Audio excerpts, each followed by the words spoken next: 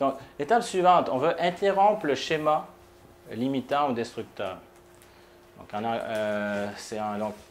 en PNL, on parle d'interruption de schéma.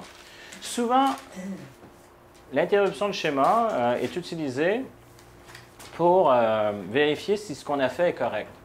Admettons, on a fait une intervention PNL, et puis que la personne, tout à coup, je ne sais pas, on fait une technique, puis après, on lui pose une question qui n'a absolument rien à voir, puis la personne, quoi? Mais là, elle est sortie de son état. Puis après, on peut vérifier si ce qu'on a fait a fonctionné. Mais c'est parce qu'on l'a sorti de son état. Ça, c'est l'interruption de schéma classique. Ce qui est intéressant, puis justement, il y a des personnes comme Robbins qui ont vraiment exploité là-dessus, c'est que plus on va interrompre une personne dans son schéma limitant, si on le comparait à, imaginez, un disque compact, puis tout à coup, on commence à faire une rayure, puis une autre rayure, puis une autre rayure. À un moment donné, on ne peut plus le jouer. Fait que la personne qui était habituée de se raconter les mêmes histoires dans sa tête, de ressentir les mêmes émotions, d'avoir le même comportement, tout à coup, ça bloque. Donc, je vais vous donner des exemples extrêmes, après on va le voir que ça peut se faire de manière beaucoup plus subtile. Mais une fois, alors j'aime bien, il y aurait tellement d'histoires comiques, mais je vais en prendre une. Donc, Robbins, qui est puis Bandler, il n'est pas mieux, il est encore pire que Robbins. Mais alors, une dame qui arrive, puis donc dans une formation, puis elle dit oui, mais c'est parce que mon mari et moi. Puis ça commence comme ça. Donc, elle pleure. Puis lui, il est là, il écoute. Puis, donc, mettons, il est en train d'écouter ce qu'elle raconte. Puis, il arrive. Puis, là, elle reçoit de l'eau. Elle dit mais t'es fou! Il dit ouais, effectivement, je suis un peu fou, c'est vrai. Puis, mais il garde le rapport avec elle. Donc, elle voit très bien qu'il n'est pas en train de la ridiculiser. Il est plus comme en train de s'amuser avec elle. Donc, il y a toujours un lien de confiance. C'est hyper important de garder le lien de confiance. Puis après, il dit non, mais tu me parlais de ton mari, là. Ah oui, c'est vrai. Oui, ah, mon mari. Puis elle recommence à rentrer dans. Puis elle a. Fait là, encore, qu'est-ce que tu fais? Puis là, il dit non, mais tu me parlais de ton mari. Ah, c'est correct, ça va bien entre nous deux. Donc, le schéma, l'histoire qu'elle se racontait avait été court-circuité.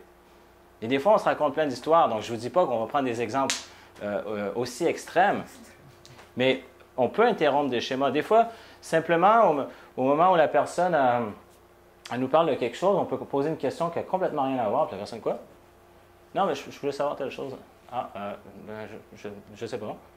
Puis après, non, bon, on continue de me parler de ton truc. Puis, donc, qu'est-ce que tu me disais? Oui, puis tout à coup, on pose une autre question. Quoi? Puis tout à coup, c'est qu'on vient interrompre le schéma. Donc, évidemment, on veut le faire avec élégance et en gardant le rapport, le lien de confiance. Mais ça, c'est le principe des interruptions de schéma. Et plus on le fait, plus finalement la personne devient incapable de rejouer son disque. Parce qu'il y a comme des rayures dessus.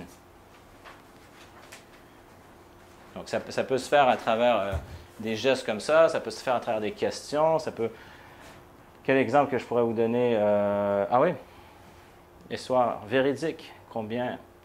Alors, ça c'était Bandler, donc Richard Bandler et John Grinder, les deux cofondateurs de la PNL. Ils avaient comme un genre de... Je ne sais plus, ils appelaient une pratique thérapeutique de l'impossible. Et ils envoyaient des défis. Alors, donnez-nous des défis, on va les relever. Puis à un moment donné, il y en a un centre psychiatrique qui a dit, oui, venez voir, on a une personne catatonique ici pour vous. Donc, catatonique, c'est une personne qui ne bouge plus, apparemment, on sait qu'ils entendent, ils voient, mais ils n'ont pas d'interaction, ils ne parlent pas, ils ne bougent pas. Puis ça faisait 10 ans que ce monsieur-là était dans cet état. Alors, ils ont fait OK. Il dit, si vous voulez quitter, on va travailler avec lui. Là, on n'est pas sûr parce qu'au niveau légal, écoutez, si c'est au niveau légal, vous n'êtes pas sûr, nous, on ne peut rien faire. OK, ils ont accepté, ils sont sortis. Là, ils ont fermé la porte. Puis là, Richard Bandler, il a dit à John Grinder, ferme la porte. Barre la porte. Et John, il dit à Richard, non, t'es sûr? Ferme la porte! Alors, vous pouvez vous imaginer qu'est-ce qui commençait à se passer dans la tête de cette personne catatonique? Puis là, John, non, mais t'es sûr, tu veux vraiment faire que je ferme la porte puis que je la barre? Puis là, il a commencé à crier après, tu fermes la porte ou je te tue! Là, il a commencé à s'imaginer, mais vous imaginez l'imagination de l'autre en arrière, même s'il ne parle pas, il entend tout, il voit tout. Alors, après, Il y a Richard Bandler qui arrive, il sort un couteau.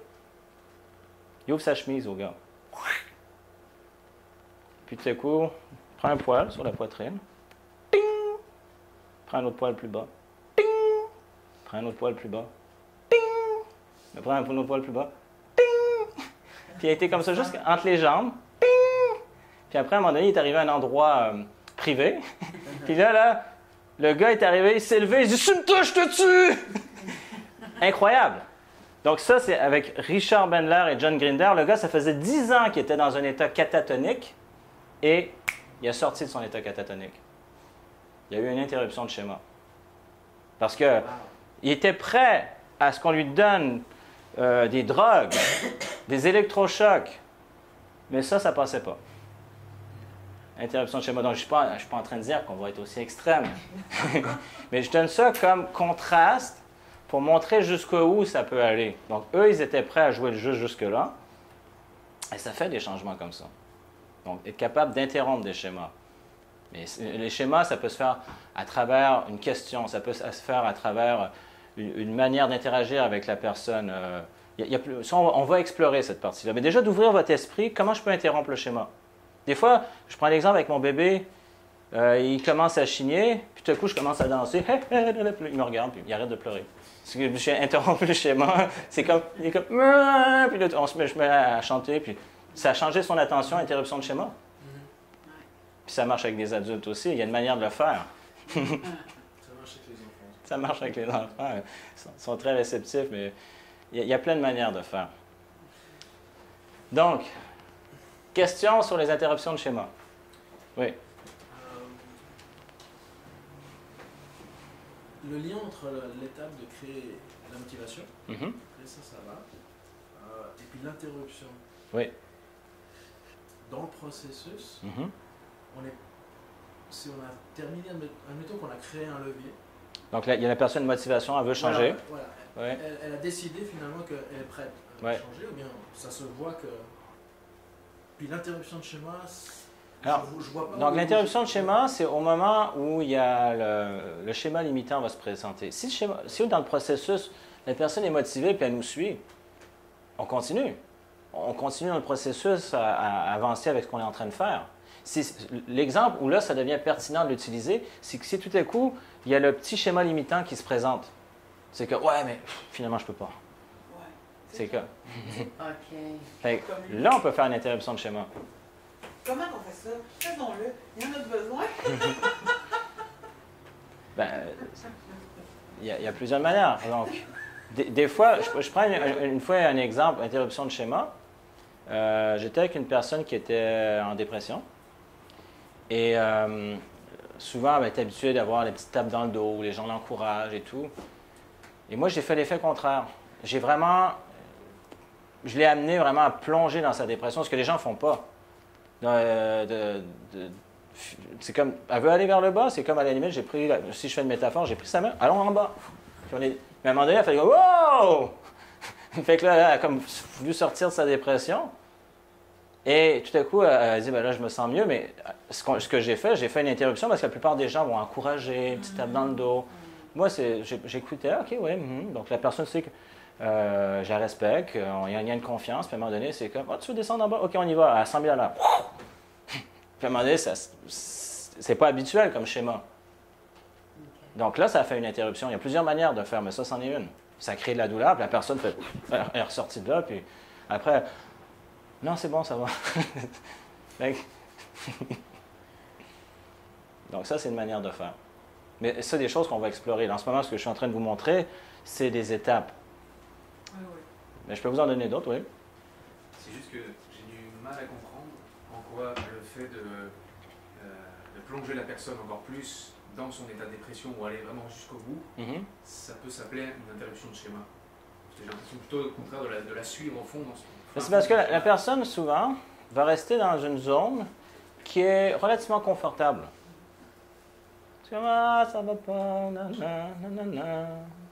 Mais je m'attends quand même à avoir de l'attention. Je veux pas nécessairement aller descendre aux enfers. Puis à un moment donné, c'est comme, ah oui, c'est vrai, hein, puis ça va pas, puis puisque c'est ce que tu ressens, puis là, finalement, j'ai plus les mots exacts de ce qui s'était passé, mais on a vraiment descendu, puis à un moment donné, la personne, ça passait plus, parce que ça devenait insupportable. Donc là, effectivement, j'ai utilisé de la douleur pour faire l'interruption de schéma ici. Il y a plusieurs manières de le faire.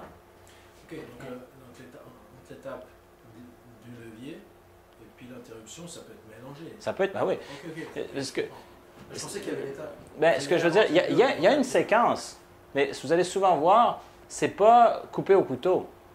Est-ce que ça se dit en France ou en Suisse, coupé au couteau? Sûrement avec les couteaux suisses. Certainement. Donc, c'est pas nécessairement défini étape 1, étape 2, étape 3.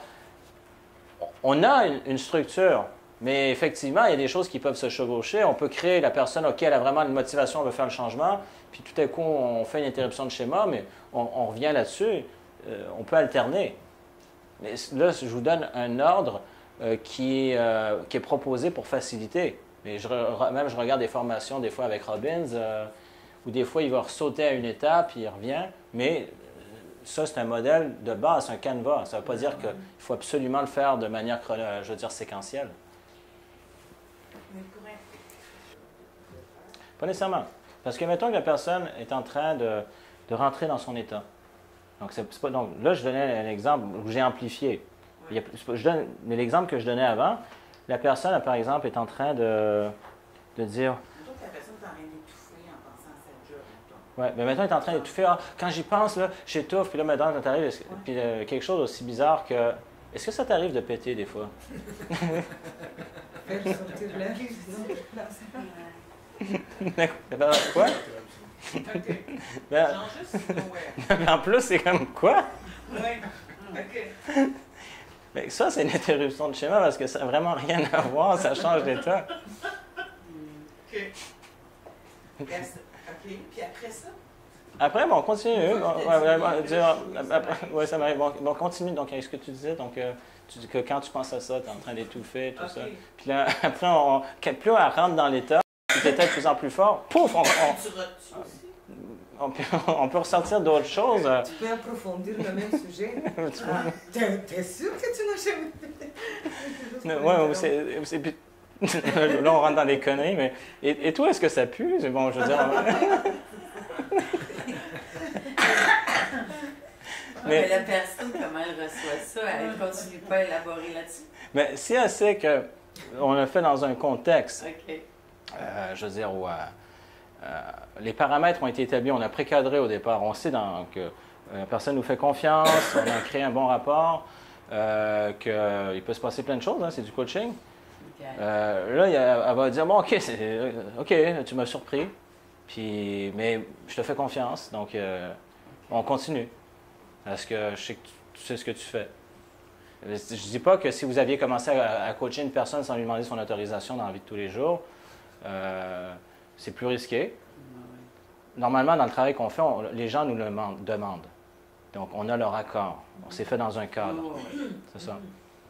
OK. Ouais. Ça, genre, l'exemple de péter, ça, je le voyais, Robbins le faisait. Je l'ai vu avec plusieurs coachings. Entre autres, je me rappelle une dame... Son mari l'avait laissé, ils avaient développé une entreprise ensemble, ils faisaient beaucoup d'argent, elle s'était donné corps et âme pour monter l'entreprise. Et lui, il s'était divorcé, s'était retrouvé sans argent, se retrouvait dans une habitation à loyer modique. Sa fille avait décidé de suivre son mari, donc elle se retrouvait seule. Donc elle venait d'une famille où les valeurs familiales étaient très fortes, fait que c'est comme si elle avait l'impression qu'elle avait perdu sa vie. Donc, puis alors, finalement, elle était avec beaucoup de douleur. Puis lui, il parlait, puis à un moment donné, elle parlait avec tout ce qu'elle vivait, puis il a posé carrément la question, est-ce que tu pètes des fois? Interruption de schéma, puis après, il a commencé à faire des liens avec d'autres choses. Donc, parce que quand il a entendu qu'elle supportait justement son mari, il voyait qu'elle venait d'un milieu culturel et familial où il y avait des valeurs. Donc, il a commencé à parler de sa famille. Donc, dans ta famille, c'est quoi? Est-ce qu'une personne, mettons, il nommait son nom de famille, se comporterait comme ça? Puis là, il a ramené à retrouver sa dignité, puis de plus en plus fort.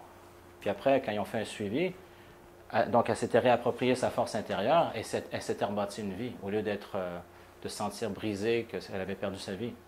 Mais il fallait interrompre le schéma à un moment donné.